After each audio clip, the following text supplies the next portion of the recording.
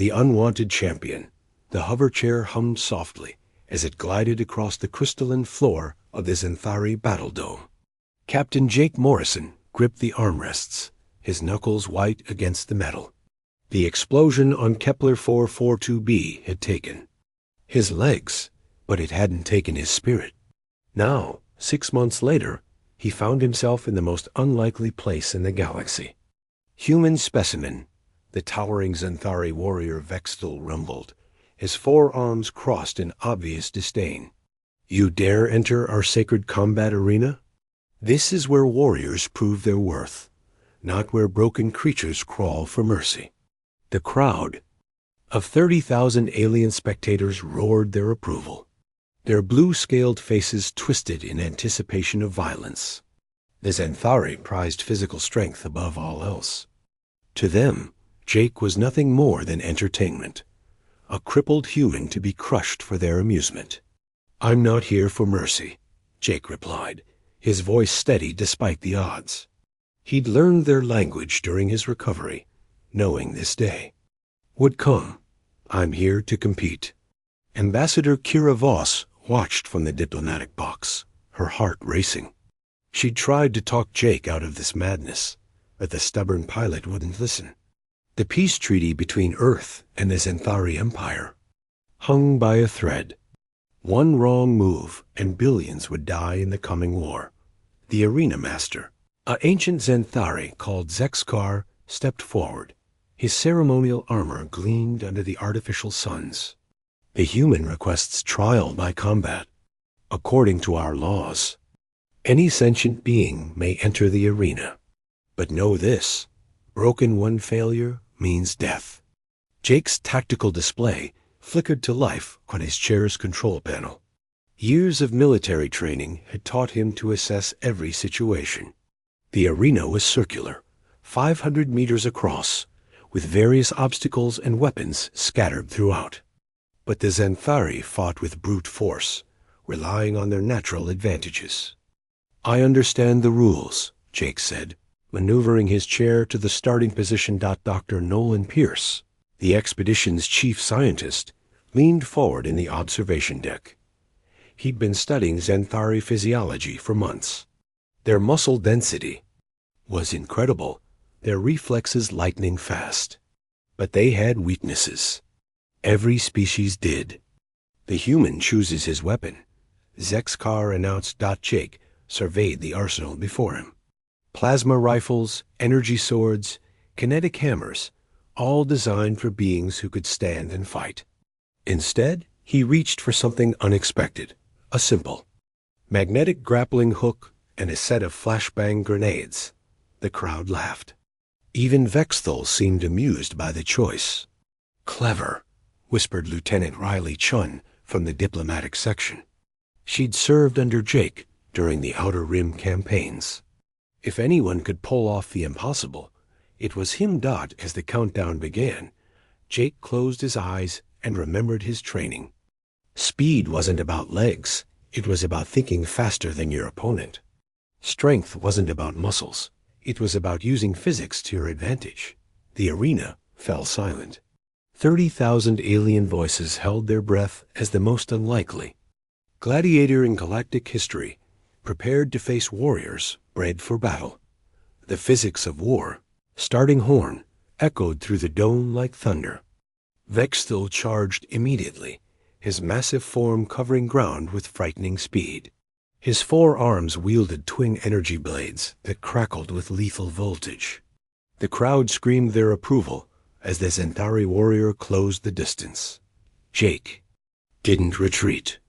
Instead, he fired his grappling hook at the arena's ceiling support structure. The magnetic clamp locked onto a beam, just as Vexthal's whistled through the space where his head had been a moment before. Coward! Vexthal roared. Face me with honor. Honor's overrated, Jake replied, swinging in a wide arc above the arena floor. Physics, on the other hand, is very reliable. Dr. Pierce watched intently from above.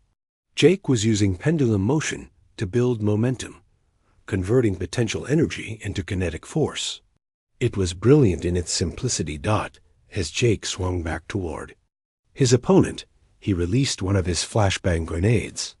The explosion of light and sound disoriented Vexthul, just long enough for Jake to drop behind him. The hover chair's emergency thrusters engaged, spinning Jake around to face his confused opponent. Xanthari nervous systems, Jake called out to the crowd while dodging another wild swing, are incredibly efficient. But that efficiency comes with a cost. Sensory overload affects you more than it affects humans. Ambassador Voss gripped the railing of the diplomatic box. Jake wasn't just fighting, he was teaching, showing the Xanthari that humans possessed something their warrior culture had overlooked: adaptability. Vexthul regained his composure and launched himself into the air, using his powerful legs to leap 30 feet. His descent would crush the human and his fragile chair. But Jake was already moving, firing his grappling hook again to pull himself sideways. The Xanthari warrior crashed into the arena floor, cracking the crystalline surface. Before he could recover, Jake had wrapped the grappling cable around Vexthul's legs and activated his chair's maximum thrust. Leverage, Jake explained as his opponent toppled backward. A human invention that saved us more times than I can count. Lieutenant Chun smiled despite her worry. This was classic Morrison, turning every disadvantage into a tactical opportunity. Vexthul struggled against the cables, his immense strength threatening to snap them. But Jake wasn't trying to hold him forever. He was buying time, studying his opponent's movements, looking for patterns. Your reach is approximately 8 feet, Jake observed, staying just outside that deadly range. Your reaction time is 0.3 seconds. Your preferred attack pattern favors your upper right arm. Enough. Vexthul broke free from the cables and hurled one of his energy blades like a spear. Jake's chair dropped suddenly as he cut power to the anti-gravity generators. The blade sailed overhead, embedding itself in the arena wall. Now Vexthul was down to 3 weapons. Human engineering, Jake said, his chair rising smoothly back to fighting height. We build redundancy into everything. Multiple systems, multiple backup plans. The crowd had grown quieter, their bloodlust replaced by fascination.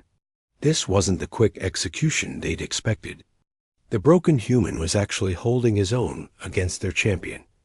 Zexkar leaned forward on his throne. In 3 centuries of arena combat, he'd never seen anything like this.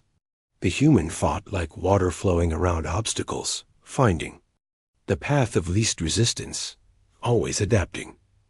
Vexthul charged again, this time throwing his remaining blade while closing for hand-to-hand combat. Jake caught the weapon with his grappling hook, redirecting its momentum back at its owner. The Xanthari warrior barely dodged his own blade. Problem-solving, Jake continued his impromptu lecture. It's what we do best. When we can't go through something, we go around it. When we can't go around it, we go over it. When we can't go over it, we tunnel under it.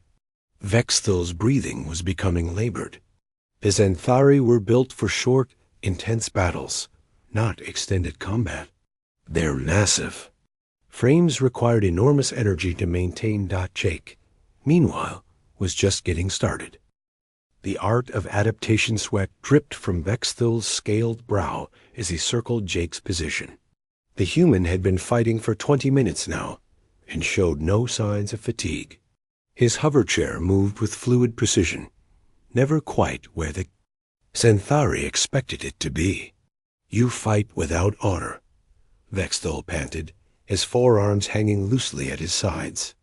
A warrior faces his enemy directly.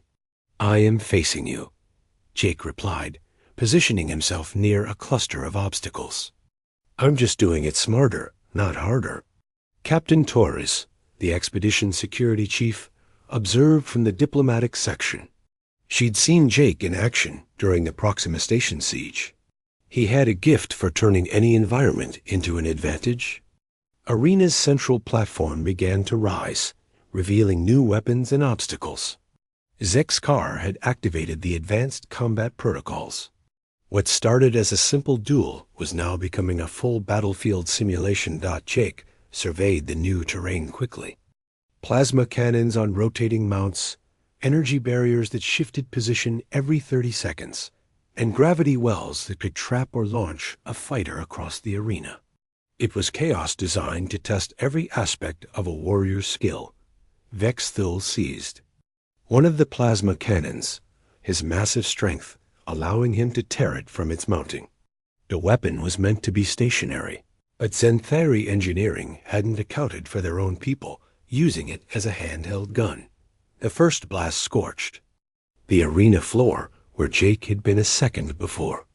His chair's sensors had detected the energy buildup and automatically moved him to safety. Pattern recognition, Jake announced to the crowd. Every weapon has a charge cycle. Every movement has a tell. Humans excel at spotting patterns. Doctor. Pierce nodded approvingly. Jake was demonstrating the scientific method in real-time: observe, hypothesize, test. Adapt.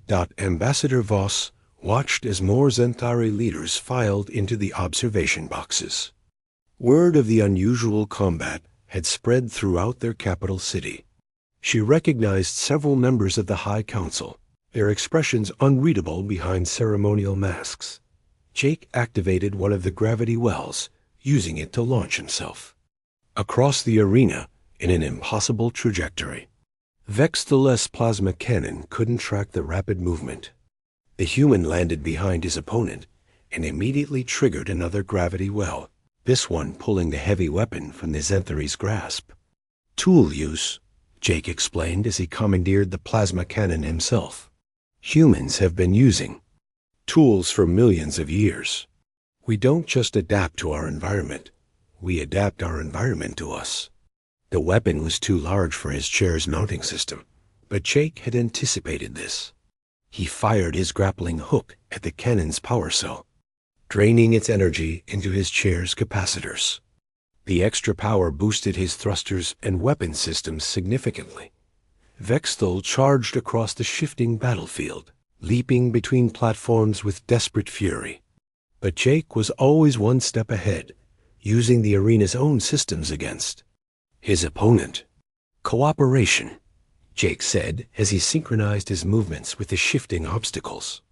Humans work with their tools, their environment, their teammates. We don't fight the universe, we dance with it. Lieutenant Shun felt tears in her eyes. Jake was doing more than winning a fight. He was showing an entire species what humanity represented, not through speeches or treaties, but through action. The crowd had fallen completely silent now. 30,000 Zenthari watched in fascination as their fundamental beliefs about strength and combat were challenged by a human who couldn't even stand. Vexthul stumbled, his energy finally depleted. The massive warrior had given everything. He had, but it wasn't enough. He fell to one knee, gasping for breath in the arena's artificial atmosphere. Jake could have finished him then. The plasma energy he'd absorbed was more than enough to deliver a killing blow.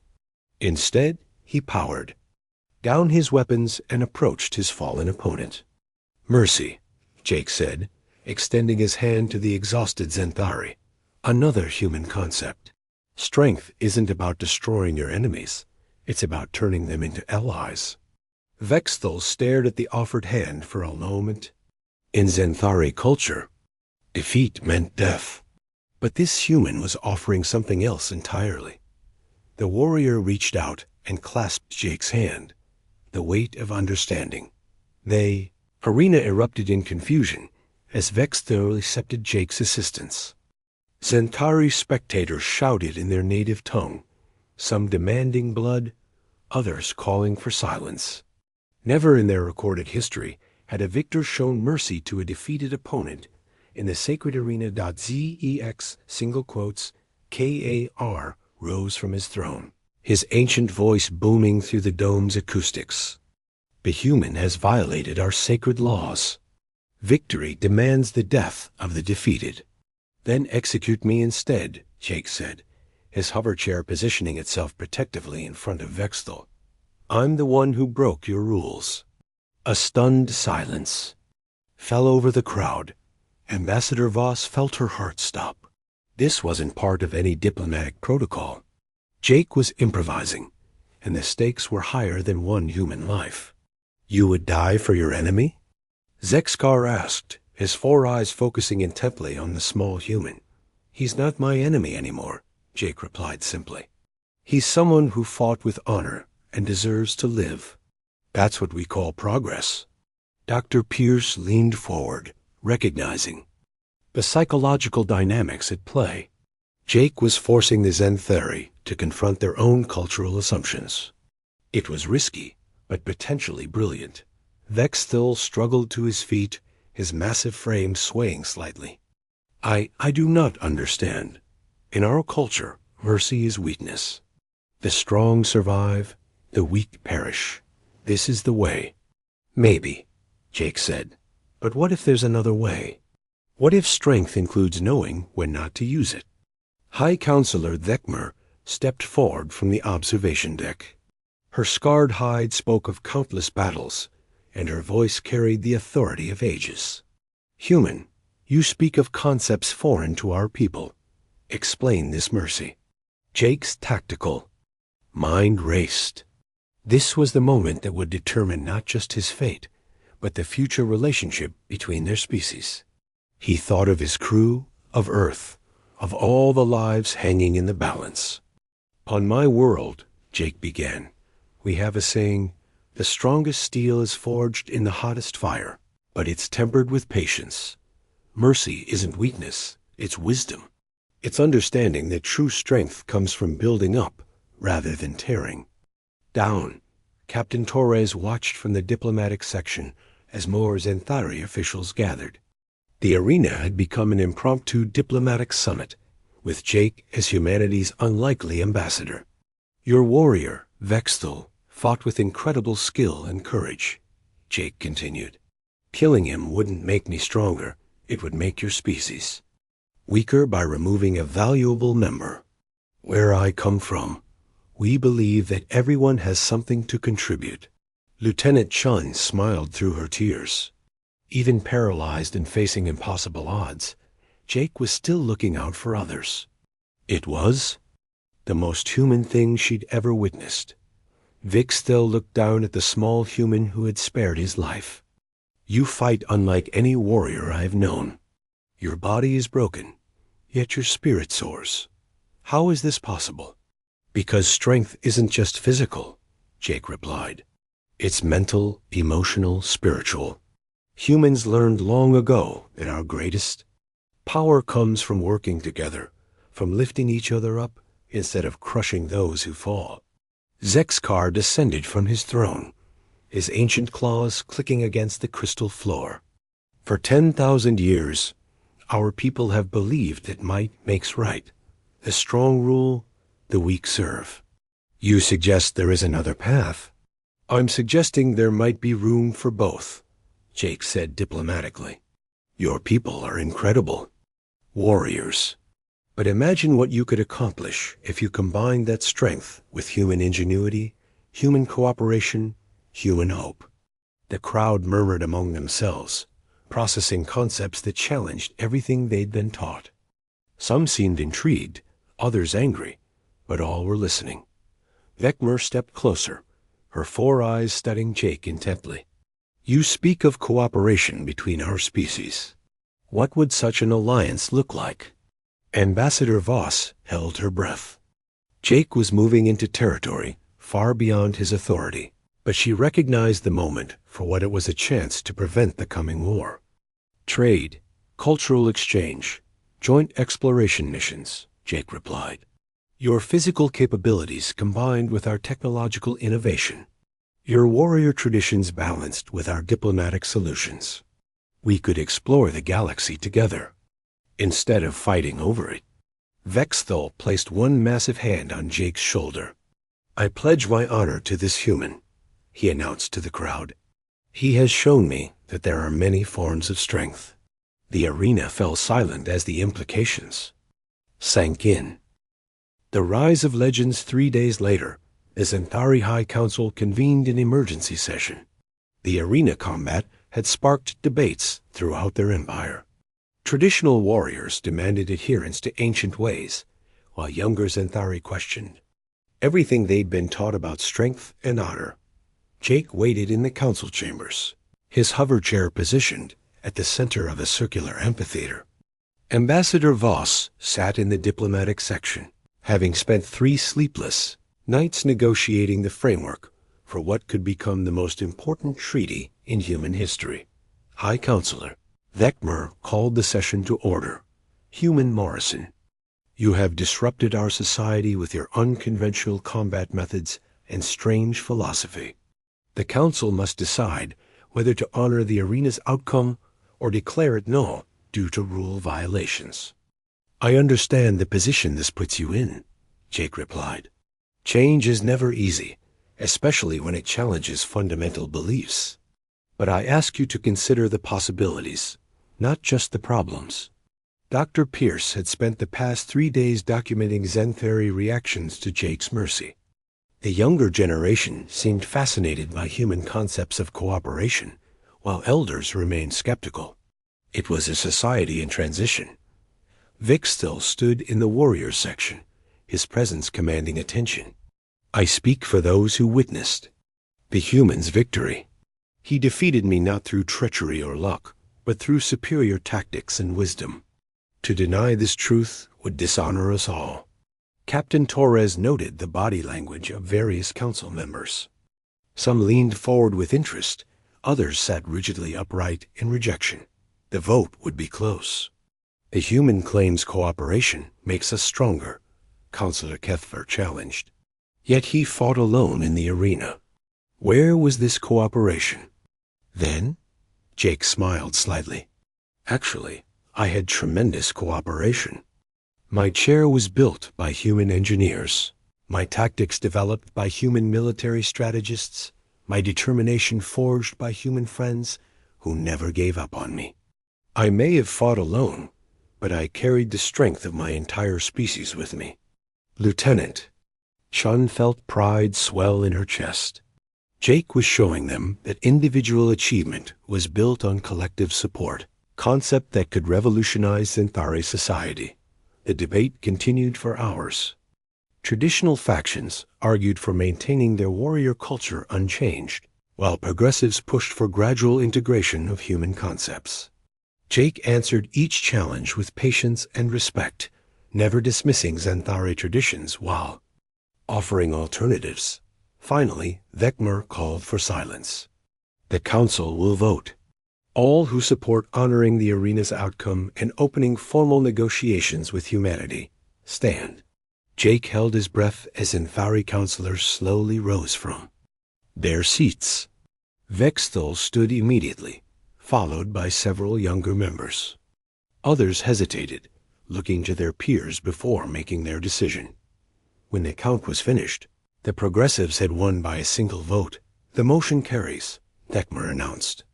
Let it be recorded that on this day, the Xanthari Empire recognizes the victory of human Morrison and agrees to negotiate a formal alliance with Earth. The amphitheater erupted in a mixture of cheers and protests. Ambassador Voss felt years of tension lift from her shoulders as she realized they'd just prevented a galactic war. But Jake wasn't finished. He activated his hover chair's public address system, his voice carrying to every corner of the chamber. This isn't about one human or one victory, he said. This is about 2 species learning from each other.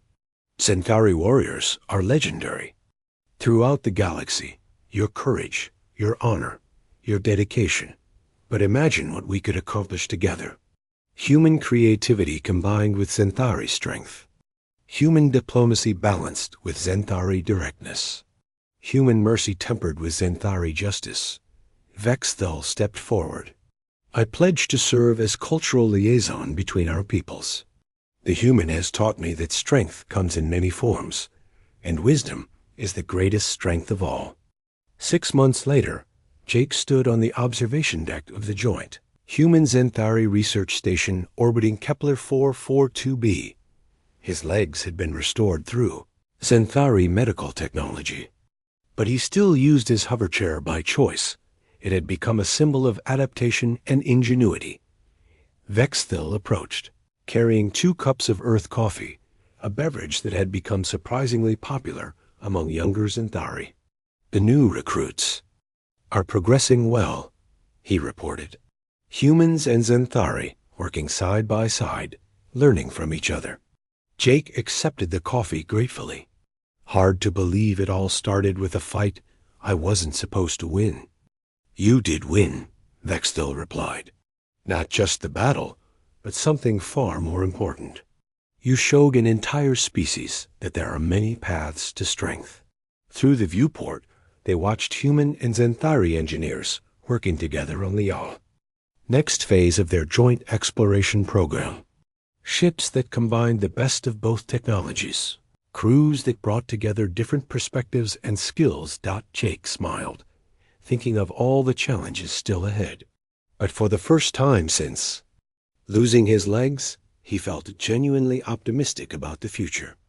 Sometimes the greatest victories came not from crushing your enemies, but from turning them into friends. The titanium bolt clicked one final time between his fingers before he tucked it away. Some battles were won with weapons, others with words. But the most important battles were won with understanding. And in a galaxy full of conflict, understanding was the rarest victory of all.